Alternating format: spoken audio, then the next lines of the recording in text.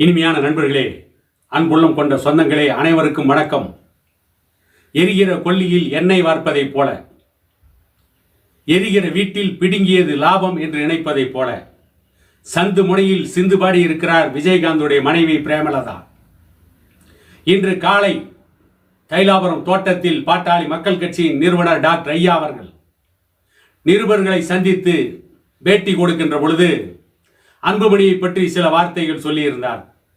அதை பற்றி குறிப்பிட்ட விஜயகாந்துடைய மனைவி பிரேமலதா, அன்புமணி அவர்களை 35 வயதிலேயே நான் அமைச்சராக்கியது தவறு என்று இப்பொழுதுதான் டாக்டர் ராமதாஸ் அவர்களுக்கு தெரிகிறதா? அவருக்கு தாமதமாகத்தான் இன்றைக்கு தெரிந்திருக்கிறது என்று பிரேமலதா சந்து முனையில் சிந்து பாடி இருக்கிறார். விஜயகாந்த் சாவதற்கு சில மாதங்களுக்கு முன்பு விஜயகாந்த் சொன்ன வார்த்தை, இந்த பஜாரி பிரேமலதாவை கல்யாணம் செய்யாமல் நடிகை ராதிகாவையே கல்யாணம் செய்திருந்தால் கூட என்னுடைய உற்றார் உடன்பிறப்புகள், என்னுடைய தாய் தந்தையர், என்னுடைய சகோதரர்கள் சகோதரியிடமிருந்து பிரிக்காமலாவது இருந்திருப்பார்.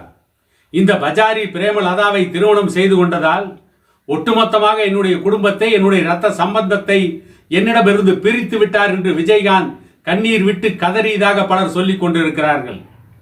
இப்படிப்பட்ட ஒரு பஜாரி பிரேமலதா இன்றைக்கு டாக்டர் ஐயாவிற்கு அறிவுரை சொல்வதா? டாக்டர் ஐயா சொன்ன கூற்றை பரிகாசம் செய்வதா?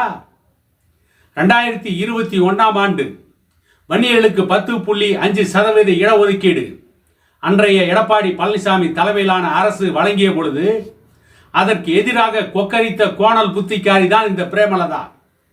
வன்னியர்கள் என்கின்ற ஒரு ஜாதிக்கு மட்டும் எப்படி இடஒதுக்கீடு கொடுக்கலாம், அவர்களுக்கு மட்டும் எப்படி உள் ஒதுக்கீடு கொடுக்கலாம் என்று கேள்வி கேட்டுவிட்டு கொஞ்சம் கூட கூச்ச நாச்சம் இல்லாமல், வெக்கம் இல்லாமல், சூடு சொரணை இல்லாமல், மானம் இல்லாமல், ஈனம் இல்லாமல் வன்னியர்கள் பெரும்பான்மையாக வாழ்ந்து கொண்டிருக்கின்ற விருத்தாசலம் தொகுதியிலே வந்து சட்டமன்ற தேர்தலிலே போட்டியிட்டார். அதே விருத்தாசலம் தொகுதியிலே போட்டியிட்டு விஜயகாந்த் ஏற்கனவே வெற்றி பெற்றிருக்கிறார். அதை வைத்து விருத்தாசலம் தொகுதியிலே வந்து வன்னியர்களுக்கு எதிராக பேசிவிட்டு போட்டியிட்ட பிரேமலதாவை அந்த விருத்தாசலம் தொகுதியை சார்ந்த மக்கள் செருப்பை கலட்டி அடிக்காத குறையாக அவரை அந்த தொகுதியிலிருந்து அடித்து விரட்டினார்கள். அப்படிப்பட்ட தண்டனையை வன்னியர் சமூகம் இந்த பிரேமலதாவுக்கு கொடுத்திருக்கிறது.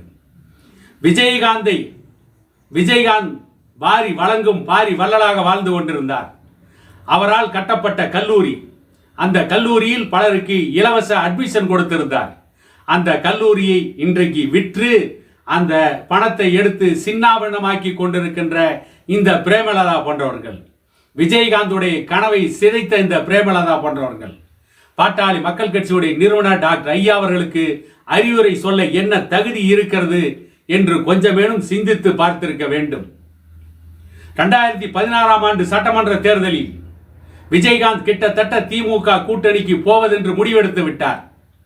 அன்றைக்கு விஜயகாந்த் மட்டும் திமுக கூட்டணிக்கு போயிருந்தார் அன்றைக்கு அண்ணா திமுகவில் ஜெயலலிதா வெற்றி பெற்றிருக்க முடியாது.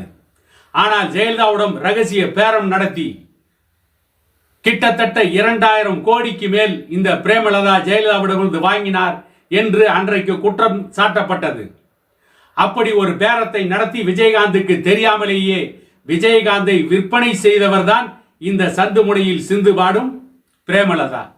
விஜயகாந்தை கொண்டு போய் மக்கள் நல கூட்டணி என்கின்ற ஒன்றுக்கும் உதவாத ஒரு கூட்டணியில் முதலமைச்சர் வேட்பாளர் என்று தள்ளி அந்த 2016 ஆண்டு தேர்தலில் பாட்டாளி மக்கள் கட்சி தனித்து போட்டியிட்ட ஓட்டுக்களை கூட வாங்க முடியாமல் மக்கள் நல கூட்டணி, அந்த கூட்டணியிலே முதலமைச்சர் வேட்பாளர் விஜயகாந்த், வைகோ, திருமாவளவன், 2 கம்யூனிஸ்ட் கட்சிகள், இன்னும் சில கட்சிகள் இணைந்தும் கூட அந்த 2016 சட்டமன்ற தேர்தலில் பாட்டாளி மக்கள் கட்சிக்கு இணையாக கூட ஓட்டு வாங்க முடியாமல் சொற்ப ஓட்டுகளிலே தோற்றார்கள்.